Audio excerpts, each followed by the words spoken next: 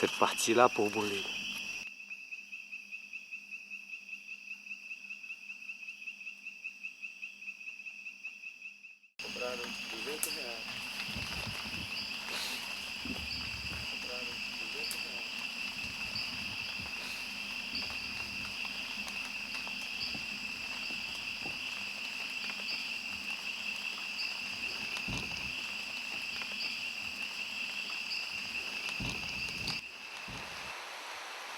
On est imprégné dans cet environnement et c'est pour ça qu'on a l'autre façon de voir les choses. Par exemple, s'il y a une maladie, tout est en interaction avec l'environnement.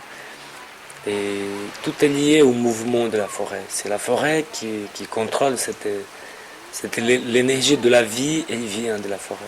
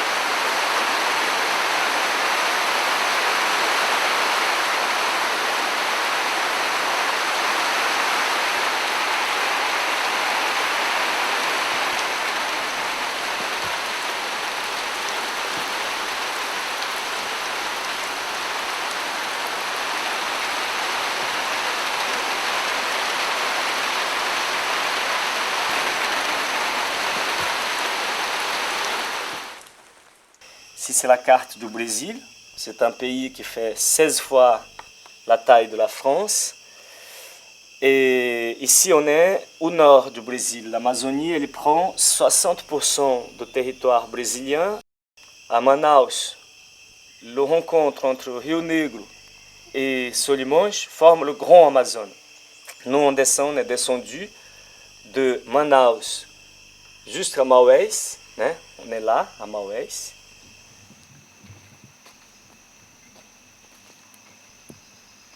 On est sur une surface de 210 hectares où on est en train de construire notre centre, finir notre centre d'échange où on va pouvoir accueillir les producteurs pour établir cet échange. C'est la base de notre projet de l'agroécologie amazonienne.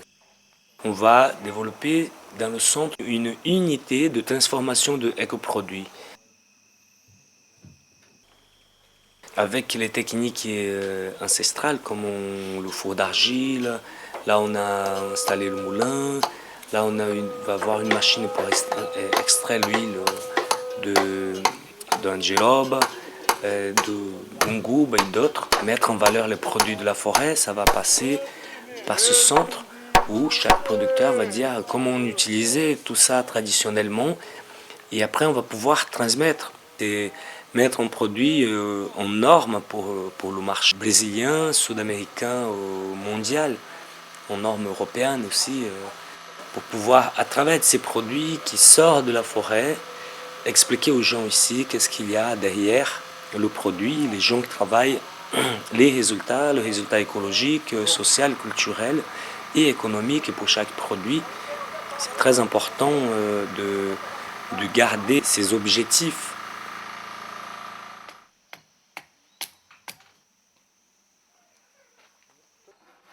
On a eu récemment un échange entre la communauté d'Ouamina et la communauté de Villanova, où les producteurs d'Ouamina, les Indiens Tupayou, ont apporté toute la technique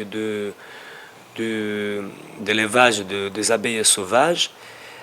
Et pour les cabocles de Villanova, et les cabocles, en contrepartie, ils ont donné toute la technique de la culture du Guarana, y compris les boultures pour les Indiens Tupayou.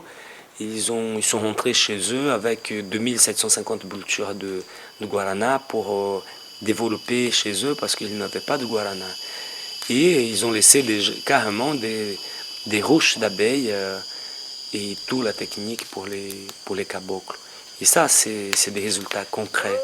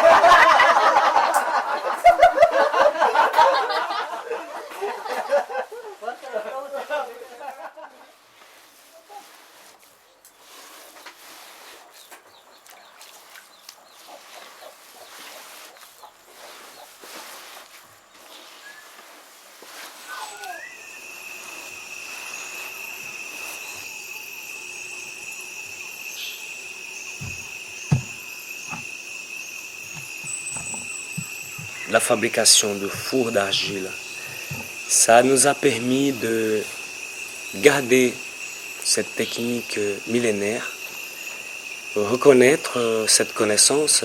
Par exemple, cette femme, elle a toujours travaillé l'argile, mais elle était un peu oubliée dans son coin parce que les fours d'argile, c'était plus à la mode. Avec cette mise en avant de ce savoir-faire et de résultats, savoir-faire ancestral et les résultats qu'on a par rapport au produit qu'on consomme, cette femme aujourd'hui, elle est un peu sollicitée à droite et à gauche pour fabriquer les fours d'argile, parce qu'avec la même préparation, on va faire des casseroles, des poêles qu'on peut utiliser. Et ça, pour elle, c'est aussi une source de revenus. C'est son plaisir de fabriquer, travailler, faire quelque chose qu'elle aime faire et surtout de transmettre et d'être sûr que ce qu'elle a hérité de ses ancêtres va encore pouvoir croiser quelques siècles, qui sait, des millénaires aussi.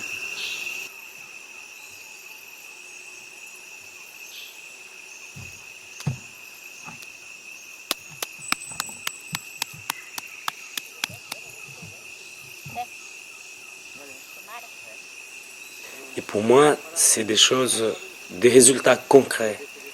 Quand on parle des résultats écologiques, sociaux, culturels, ben voilà, un résultat culturel, un résultat écologique, parce que si on utilise la plante caripé, on est en train de faire des boutures de cette plante, de cet arbre, qui est très importante pour la fabrication de fours d'argile. Et quand il vient dans le centre transmettre son savoir-faire, on se met tout ensemble et on trouve un peu d'argent ou de choses qu'on peut lui donner. On lui donne du guarana, du riz, de l'haricot. Quand elle retourne chez elle, elle retourne avec des cadeaux, des choses qu'on a données, qu'on a échangées avec elle pour montrer que son savoir-faire, il y a une valeur et qu'elle est une personne importante. Et à travers cette reconnaissance, elle m'a déjà avoué qu'elle est très très heureuse de faire ce qu'il fait, de pouvoir transmettre. Et elle nous remercie beaucoup, remercie moi, le projet et tous les Européens qui m'ont aidé dans cette démarche de Guarana, de faire connaître les produits de la forêt amazonienne.